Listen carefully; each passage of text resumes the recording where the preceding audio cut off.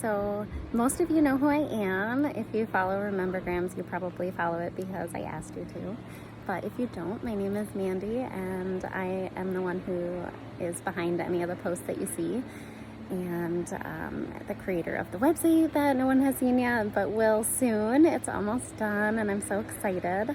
I, this weekend, am in the Adirondacks, and I'm at my friend's cabin. She is so generous, and she has invited us up here multiple times over the past years.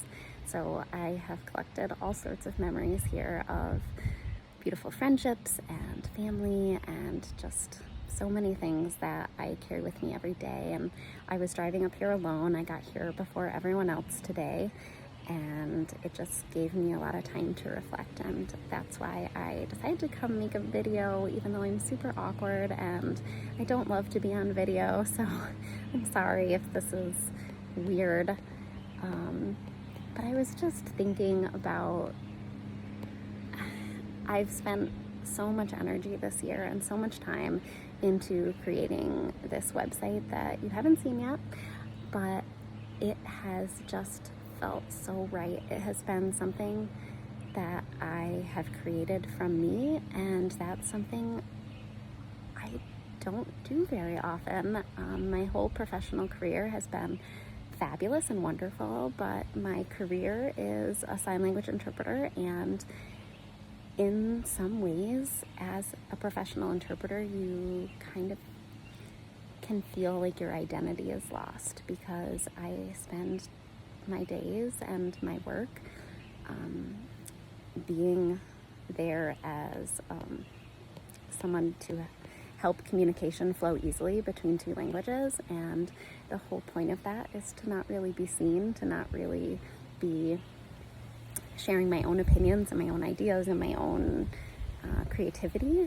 And so I think over the years I have felt a little bit lost with what it is I want to create, as I've watched other people be so successful in their careers and take an idea and run with it and create something amazing from it. And this year I did that, and I'm really, really proud of how it's coming along, and I'm really, really grateful for everyone who is sort of standing by on the sidelines waiting to see what this is.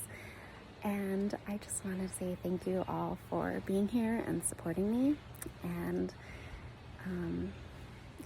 I was driving here and I was thinking about all the memories that I have here.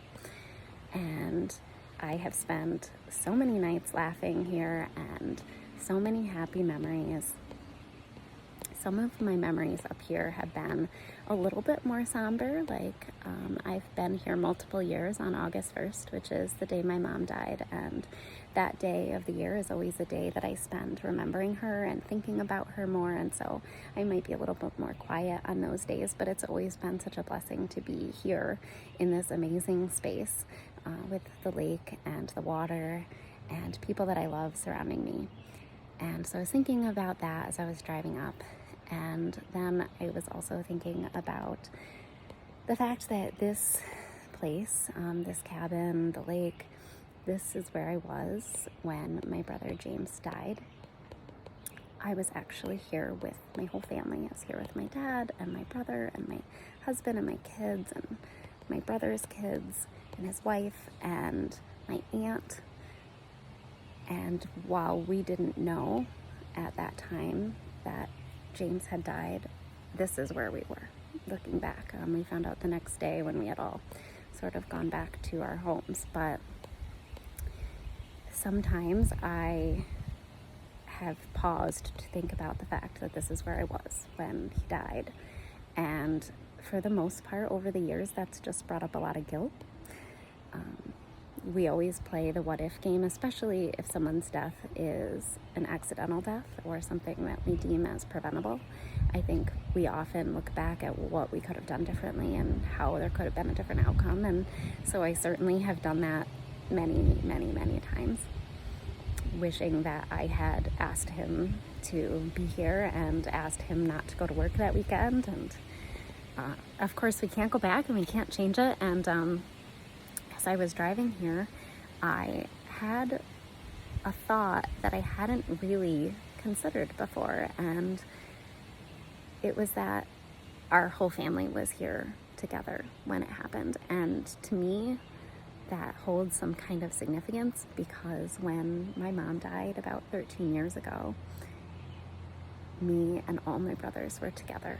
And I remember years and years ago, right after she died, how strange that felt to me and how significant it felt, because we were living in different cities at the time. I was out of the house. My older brother was out of the house. We were both living in Rochester. My younger brothers were still living at home, and they had come to Rochester that weekend and stayed at my house. And my older brother had not stayed at his apartment that night, had spent the night at my house. Totally random.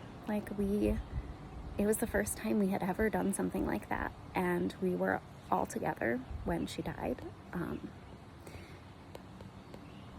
And it just felt significant. And that is something that I never really considered when I considered the fact that we were here when James died. It was always focused on the guilt and the regret that I have associated with his death, but never with the significance of our family being together. And so I was just thinking about that as I was driving here. And because my website and this community that I'm hoping to build with Remembergrams is based on memories and community, I just felt compelled to share it with you all. And I just wanted to say that, I think we don't always know where our lives are headed, and I certainly would never have chosen the things that have happened to me.